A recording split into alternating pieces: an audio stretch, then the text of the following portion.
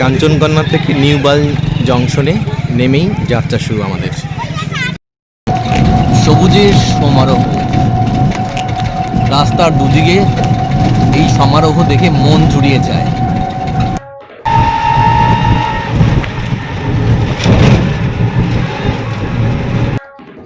রাতের আলোতে প্যাশিয়নের সৌন্দর্য কিন্তু একটু অন্যরকম।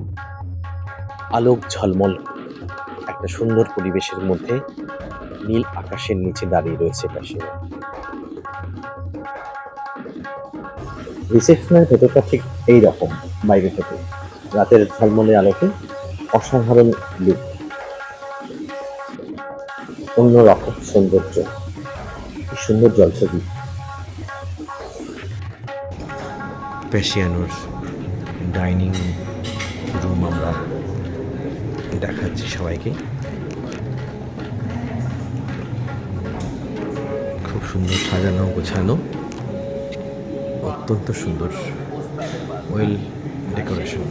এখন উপস্থিত আমাদের ইএস নিউজ অ্যান্ড এন্টারটেইনমেন্টের স্টুডিওতে মুখোমুখি বিভাগের অনুষ্ঠানে ইসলামপুরের ভূমিপুত্র এখানে রয়েছে সুদৃশ্য বারের ফ্যাসিলিটিও।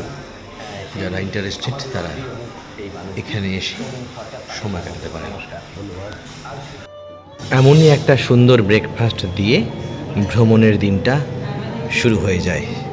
খুব সুন্দর, আমরা ভীষণ উপভোগ করছি মানাবাড়িতে এত সুন্দর একটা জায়গা।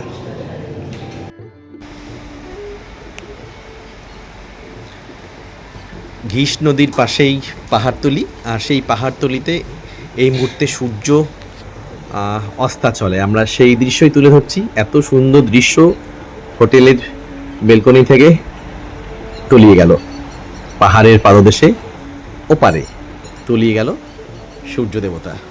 অসাধারণ ল্যান্ডস্কেপ। এতক্ষণ রোদ ছিল আর এখন সূর্যাস্তের শেষ আভা চারিদিকে ছড়িয়ে পড়ছে। জলের কলকল ধ্বনি আমরা শুনছি। এখনকার ছবিটা একটু অন্যরকম। নাম না জানা অনেক পাখি ভিড় করছে ঘিস নদীর পাশে। অপূর্ব একটা ল্যান্ডস্কেপ দৃশ্যবন্দি করছি। বিকেল হতেই ছবি যেন পাল্টে যাচ্ছে। এত সুন্দর এক ল্যান্ডস্কেপ। আমরা নদীর যে জলের শব্দ তা কিন্তু শুনতে পাচ্ছি, ঘিস নদীর জলের শব্দ। অনেকেই নদীর পাশে এসে বসছেন, সময় কাটাচ্ছেন। এত সুন্দর নীরবতা হয়তো শুধু এখানেই খুঁজে পাওয়া যেতে পারে। পাহাড়ের পাশে এক সুইমিং পুলে কত খুশি কত গানে যাই শোক ভুলে। ডুয়ার্সের মালবাজার সংলগ্ন মানাবাড়ি যেতে যেতে এত সুন্দর ভিউ কিন্তু চোখে পড়বে। পথের দুদিকে চা বাগিচা, সবুজের গালিচা পেতে হাতছানি দিয়ে ডাকছে, আর পেছনে সবুজ পাহাড়, নীল পাহাড় লুকোচুরি খেলছে। এত সুন্দর দৃশ্য দেখতে দেখতে আমরা পৌঁছে যাব মানাবাড়ি। চারিদিকে পাহাড় আর চা বাগিচা ঘেরা এক সুন্দর সভ্যতার নাম মানাবাড়ি। আমরা আমাদের গন্তব্য মালবাজার থেকে কিছুটা দূরে মানাবাড়িতে চলে এসেছি। এখন দেখাবো আমাদের থাকার ঠিকানা। প্যাশিয়ানো নামে একটি বিলাসবহুল থাকার জায়গা রয়েছে, রিসোর্ট রয়েছে। সেখানে আমরা আজকে থাকবো। সেই জায়গাটাই ধীরে ধীরে দেখবো এবং এখান থেকে সিনিক বিউটিকে আমরা দেখাবো। রেস্তোরাঁয় ঢোকার যে প্রবেশ পথ সেটা দেখাচ্ছি। মন একদম ভরে যাবে আশা রাখি। এখানেই সময় কাটিয়ে দেওয়া যায়। সুন্দরভাবে সাজিয়েছে এই রেস্তোরাঁকে, না দেখলে বিশ্বাস করা মুশকিল। এই সেই প্রবেশ পথ। আমরা এখন যাবো রিসেপশনের দিকে। সাইড ভিউ দেখাচ্ছি আমরা। কত সুন্দর পাতাবাহারে নানান বাহারি রঙে সাজানো হয়েছে। রাস্তার ভেতরে প্রবেশ করছি আমরা। প্রচুর মানুষ যে আসে এখানটা সেটা বোঝা যায়। সামনে থেকে ভিউ রয়েছে দারুণ, দেখার মতন। রিসেপশন হাউস,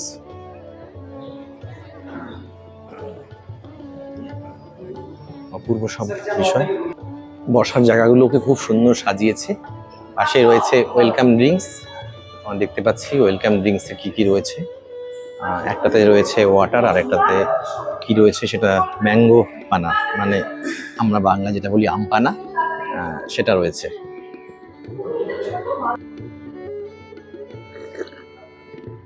দারুণ, এই গরমে রোদ থেকে এসে এই ম্যাঙ্গো পানা খেয়ে মনটা যেন একদম সতেজ হয়ে গেল।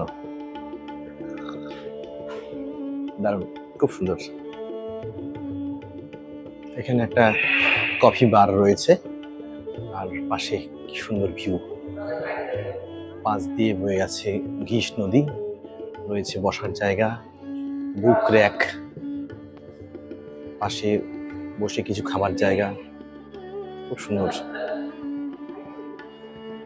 রিসেপশন পেরিয়ে আমরা চলে এলাম এবার সেকেন্ড ফ্লোরে, প্যাসিওনো সেকেন্ড ফ্লোর। একটু ভিউটা সবাইকে দেখিয়ে দিই, খুব সুন্দর, কি সুন্দর। ব্যালকনি থেকে পাহাড় দেখা যায়, সামনে বিশাল ব্যালকনি রয়েছে, নিচে সাইডে পাহাড় ভিউ, অসাধারণ একটা জায়গা, খুব সুন্দর। এবার আমরা চলে যাবো আমাদের রুমে। এই বাদিকে রাখা রয়েছে টাওয়েল, হ্যাঙ্গার, ড্রেস। এখানে রয়েছে লাগেজ রাখার জায়গা, পাশে টয়লেট, ওয়াশরুম, অসাধারণ সব জায়গা। এবার চলে যাই মূল বেডরুমের দিকে। ঢুকে গেলাম রুমে, প্যাশিয়ানের রুমে, রুম নাম্বার 1, 2, 3। একদম সুন্দর, ওয়েল ডেকোরেটেড, অসাধারণ। একটা সুন্দর ছবি, আর তার পাশে সুন্দর বিছানা সাজানো রয়েছে, আর তার পাশে আবার বসার জায়গা রয়েছে, আর ওই যে মিরর, হ্যাঁ, পাশে সোফা রয়েছে বসার জন্য, পাশে এখানটায় রয়েছে বসে কিছু কাজ করার জন্য। সুন্দর টিভি দেখতে চাইলে দেখা যাবে এখানটায়। এবার আমি একটু সাইড ভিউ দেখাবো, পর্দাটা খুলে ফেলছি। এবার চলে যাচ্ছি ধীরে ধীরে সাইড ভিউ দেখাবো সব দর্শকদেরকে। বাইরে থেকে এই ভিউটা রয়েছে, দেখেই তো ভীষণ ভালো লেগে যাচ্ছে, অসাধারণ। এখানে রয়েছে ছোট্ট ফ্রিজ, গ্লাস, গরম জল করার কেটল, চা খাওয়ার কাপ, এবং সঙ্গে রয়েছে অর্গানিক চা, মিল্ক, কফি, সব কিছু রয়েছে। কি নেই এখানটায়, সময় কাটানোর সেরা জায়গা, যা যা প্রয়োজন সব সাজানো আছে। দুটো সিল করা জলের বোতল। এবার চলে এলাম ব্যালকনিতে, পাশেই তিত্তির করে বয়ে চলছে ঘিস নদী, অসাধারণ ল্যান্ডস্কেপ। পরে আরেকবার দেখাবো, এখন ডে লাইটে যতটুকু সম্ভব। এত সুন্দর সিনিক বিউটি, ব্যালকনিতে দাঁড়িয়ে মন হারিয়ে যায়, কোথাও মন ভরে যায়, অসাধারণ লাগছে। নিচ থেকেও দেখা যাবে, এবং জলের কলকল আওয়াজ শুনতে শুনতে রাতের ঘুম চলে আসবে, এমন একটা ব্যাপার কিন্তু এই প্যাশিয়নতে রয়েছে। একদম যেন একদিন রাজার মতন থাকা, একদম, আর কিচ্ছু নয়। পাশেই রয়েছে বসার জায়গা, বসে বসে কবিতা লিখতে পারেন, গান গাইতে পারেন, জলের শব্দ শুনতে পারেন, একাকী কাটিয়ে দিতে পারেন একটা রাত, একটা দিন। খুলতেই বেরিয়ে পড়লো সেভিং কিটস, চিরুনি, লোশন, ড্রায়ার, সব কিছু। কি নেই এখানটায়, সব কিছু মানে পয়সা উসুল এক কথায় আর কি। ঘরে পরার জন্য স্লিপার রয়েছে অত্যাধুনিক, যদি এটা one time use and throw. আর এটা রয়েছে শো শাইনার, সব ব্যবস্থা কিন্তু রয়েছে এখানটায়, সব প্যাকেজের মধ্যে, অসাধারণ। চলে এলাম টয়লেটের ভেতর, বেসিন রাখা আছে, হ্যান্ড ওয়াশ, এবং রয়েছে ডেন্টাল কিট রয়েছে। এটা কি রয়েছে, লুফা বাথ প্যাড, আচ্ছা গেল এটা। এবার এটা স্যানিটারি ব্যাগ সব রয়েছে এটাই, খুব সুন্দর সাজানো গোছানো, একদম দারুণ জায়গা। আর এখানটায় হচ্ছে ওয়াশরুমের ভেতরটা সম্পূর্ণ দেখালাম, উপরে গিজার রয়েছে। বাথরুমটাও দেখাচ্ছি, একদম সম্পূর্ণ কাঁচের তৈরি, সুন্দর দারুণ শাওয়ার, একদম ওয়েল ডেকোরেটেড। আমরা এখন পাথর ঝোড়ার পথের দৃশ্য দেখতে দেখতে ঠিক পৌঁছে যাব চা বাগান আর পাহাড়ের সীমানা পেরিয়ে পাথর ঝোড়ায়।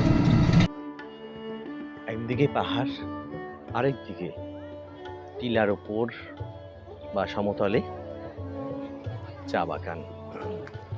এই দুয়ে মিলে গড়ে উঠেছে পাথর ছোড়ার সৌন্দর্য। এখানে বিমূর্ত সৌন্দর্যরা যেন নিজেরাই নানান সংলাপে আসর বসায় প্রকৃতির জলসা ঘরে। পাথর ছোড়ার সৌন্দর্য একটু দর্শকদের কাছে তুলে ধরছি। বর্ষা নেই, তবুও বৃষ্টি পেরিয়ে সদ্য স্নান করেছে বৃক্ষরাজি, আর তাতেই যেন আরো বেশি করে সবুজ হয়ে উঠেছে।